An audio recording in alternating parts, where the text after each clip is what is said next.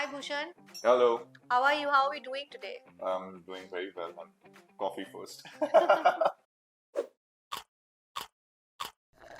So can you please take us back in time when you were probably a student?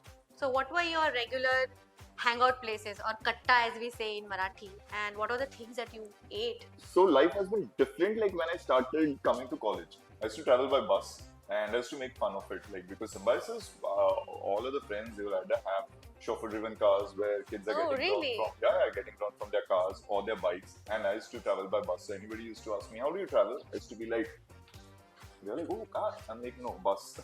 So, and from there to now, when I drive by the same on the same road with my own car, so these are the memories that keep flashing. Oh, there's some food. Your avocado toast. Thank you so much. So, NCC canteen and Simbi canteen were my most regular places. Vaishali again all-time favorite. That is Okay. where I got my love for coffee, I would say. Okay. So, since then, I've started loving coffee. So if you have to sum up the year and tell how it has been for you professionally, personally, what would you say? I feel this year for me personally has been a roller coaster at the same time. I've had the highest highs and the lowest lows. Right. So I've been happy with it. Okay. But definitely having two back-to-back releases has not happened before. Mhm. So this has been special. Along with it, a dream that I always saw was buying a house for my parents. I had bought a house for myself almost some 8-9 years back in Right. Mumbai. But at the same time, they love their own space, and I love my own space too. So I always wanted them to have a beautiful house. So finally, this was a place which all three of us liked, and we were so happy with it. And it's a place where we can actually call it home. Right. So very happy with it, and all this happened in the same year. Right. So personally, it has been good as well as professionally. Yeah. So finally, when Lagna Kallol released, we knew it was a film for the masses, and the masses loved it. Okay. At the same time, Un Sauli, which was ideally an OTT film, but they released it in the cinemas, and it got some love in the cinemas, and again on OTT also. And I just felt this year has been like, I just feel somebody has planned it for me. Bhushan, we are having lots of food, and when we are talking about food, we cannot not talk about your films that are full of flavors of Right. different kind and taste. So if you had to describe the characters that you have played using flavors, sour, tangy, salty, bitter, cool, hot, how would you describe them? So let's start with Ketan in Gharat Ganpati. Sweet, for sure, definitely sweet. And I loved playing that character. Honestly, it was straight from the heart, and I could absolutely connect to it. So Damodar Hari Chapekar in Gondia Alare. Another character extremely dear to me because, and my dearest flavor is also spicy. So that would be a very spicy character. Ram in Ami Dogi. Ram in Ami Dogi was, I guess, Sar. All right. Anish in Coffee Ani Baraj Kai. Oh, just like the coffee that I'm having. Anish was naturally sweet, almond milk. So there's the coffee that he likes and is the beaten coffee that he says. Yeah. So I guess he was the warmest, though this is a cold coffee that I'm having, but Anish was a warm cup of coffee. So I don't know what flavor. Coffee, usually everyone thinks of bitter, but he's not bitter, he's warm. Abhay in Juna Furniture. Shall I call him bitter? Ideally, he was not bitter, and all bitter things are not bad. So there are many bitter things that are good for health also. So I think he was that bittersweet. Your workout videos are on fire. Like every time you open Instagram, we see videos of Bhushan Pradhan working out. Sometimes 1:30 a.m. in the night. But also you're someone who doesn't mind eating anything minus the sweet part. How do you stay fit then? I think this is the discipline, and which I learned from my school again. Discipline in anything. First, at my initial years, if you have learned discipline, it automatically reflects in your life. So, and that reflected in my health. I got, I would say, this wonderful habit of working out since my college days, where I was not fit at all. I was very weak. Would you have some? No, One? no, please go ahead. I didn't actually mean to offer, but I could offer you anything else. But How are you liking the food and coffee?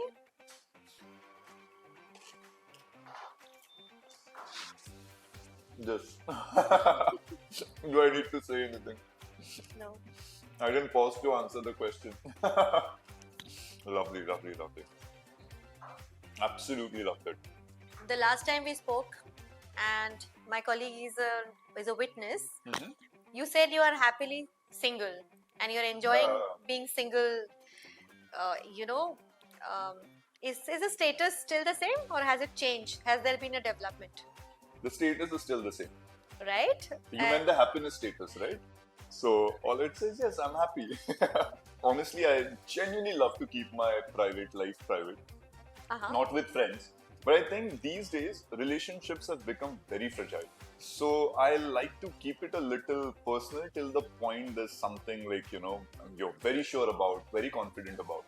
So that's it. But whatever it is right now, I'm in a very happy phase. And touch wood, just hope it goes better day by day. You know, you were Times of India's most desirable man in 2019. Right. You know, this is a tag that is, of course, everybody wants it. I think what made me desirable that year again was effortlessly being someone. Not taking efforts to be desirable. Right. That itself makes a person very undesirable, is what I feel. So it was a very lovely moment, not only for me, for my family, because I remember my granny was the first one who read it in the newspapers, and I had a picture of her. I still have it on my Instagram, and where my granny was reading it in the newspaper, and she was so happy. So that is my core memory, and whenever I think about Times Most Desirable, this is what comes across. Honestly speaking, it really means a lot to me. Yes. But it's not in my head like, oh, I'm the most. I just forget. Honestly, I feel I even sometimes forget I'm a public figure. But what keeps you grounded? My failures, and I'm so thankful for them. Like, I'm happy with my failures, I would say. If I compare my journey since like the past few years, I see the way it is going. So I definitely would call myself successful. If I compare myself with somebody else, then I might feel like, oh no, but they have achieved so much. I haven't achieved this. But I have my other successes. So instead of comparing with anyone, I just compare it with myself. And I see the graph going up. And I'm so happy that it's going up at a very nice speed. It's not drastically. So, and this is what exactly keeps me grounded, not getting success immediately. Like all of us, you've had your fair share of rejections. So when you look back at those days, what do you feel and what have you learned from those days? Again, I'm glad that it happened right at the start of my career, and the rejection helped me learn how to handle rejections. So I was heartbroken. There was this one show that I was supposed to do, a K show. So and I was so happy about it, and I have mentioned it to everyone, whomever I would meet, my school friends, my college friends, my relatives, and I'm like, I'm going to be in this television series, and indie television series, and I thought life is sorted. This is what I want. And the next day I got a call like, oh, we are casting someone else. You don't suit the part. I'm like, wait, you have signed a contract with me, a 3-year contract. And what is it now? And what about my look that has changed? So I was little heartbroken. But that was a wonderful realization. Because I thought, what if this happens at a later part in my career? What if things don't work out? What am I going to do? And I was only a commerce graduate then. That is when I decided to pursue my MBA. Everybody today is talking about what are these Gen Zs talking about in terms of relationships, and there are so many lingos. So let's test your knowledge of it. But Gen Z, I might. So okay. So situationship. This is easy. Oh my God, this is easy, and I guess we have all been through it. We just didn't know that this is what is situationship in our life. Everyone has been through it in the past. So so situationship is something like relationship. Like, you'll do everything what is included in a relationship, but you'll not call it a relationship. Ghosting. Ghosting, yeah, I know this. Again, wherein you stop replying to texts or don't answer calls. Like, you meet someone and then you just ignore them. You vanish from their life. Love bombing. Love bombing is wherein at the very initial stage, you start showering them with lots of love. It becomes too sweet also. Like, so you make them believe like how much you love them, and vice versa. So that is love for me. Okay, the last one. Breadcrumbing. It's breadcrumb. So there's still a few terms for me to learn. Yeah, yeah. How often do you check your DMs from female fans and do you respond to them? Uh, Not regularly, but I do check in between, and they're lovely. At the same time, I feel like there's such lovely things that fans write. Not only female fans, there are male fans also, and such lovely things that they write. And I feel इतना अच्छा लिखना है तो DM क्यों करना है? Comment पे लिखो ना.